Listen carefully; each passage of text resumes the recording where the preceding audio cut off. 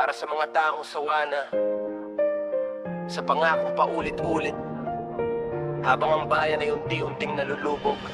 Nagising na naman sa balitang paulit-ulit, pundo ng bayan parang usok na nawawaglit. Sa television, puro ngiti at kampanya, pero sa likod may kasunduang di makita. Bilyong pundo, saan ba napunta? Bakit ang kalsada butas pa rin ang lupa? Bakit ang ospital kulang pa rin sa gamit? Habang may ilan na parang hari kong manamit. Tax ng manggagawa, dugo at pawis, pinaghirapan buong araw kahit kapos ang sahod. Pero may iilan na kayang magwaldas habang ang mahirap ay patuloy na nagdurusa. Pinapangako ang pagbabago kada eleksyon, pero pag-upo tila nakalimot sa misyon. Serbisyo sana para sa sambayanan, hindi negosyo para sa sariling kapakanan. Ito ang sigaw ng bayan, hindi na kayang manahimik lamang. Kung ang pera ng masa ay nawawala, habang ang kahirapan ay lumalala.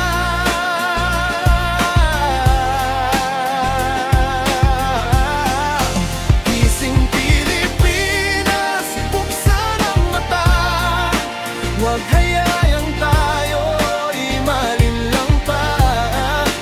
Ang kapangyarihan ay nasa mamamayan, para wakasan ang bulok na kalakaran. Sa barangay hanggang sa mataas na pwesto, may ilan na ginawang negosyo ang gobyerno. Project dito, kontrata roon, pero ang kalidad parang papel na karton. May scholarship na di makarating, may ayuda na hindi lahat naaabot din. May mga pamilyang naghihintay ng pag-asa, habang iba'y nagpapayaman sa kaban ng masa. Hindi ito laban ng pula o dilaw, hindi ito laban ng kanan o kaliwa.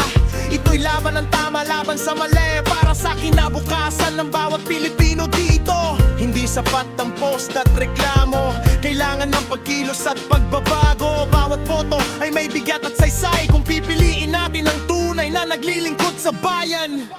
Ito ang sigaw ng bayan, hindi na kayang manahimik lamang. Kung ang pera ng masa ay nawawala, habang ang kahirapan ay lumalala.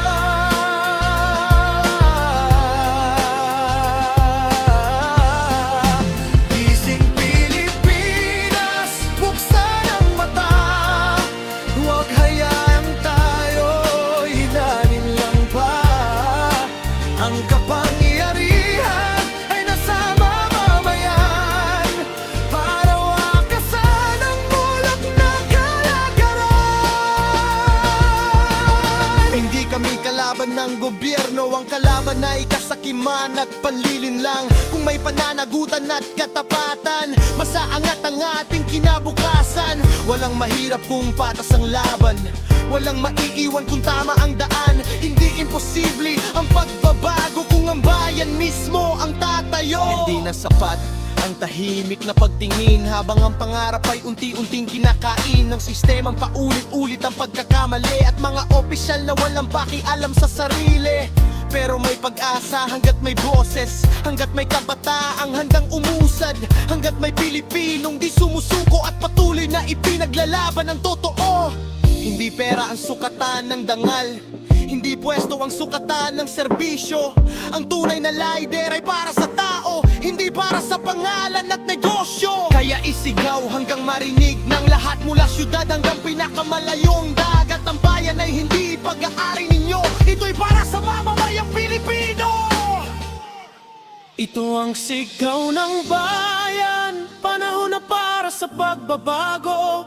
Hindi na bulsa ng ilan, kundi kinabukasan ng bawat tao. Gising Pilipinas, itaas ang kamay, ipakita na may lakas ang sambayanan. Kapag nagkaisa ang puso ng bayan, walang korupsyong mananatili kailanman.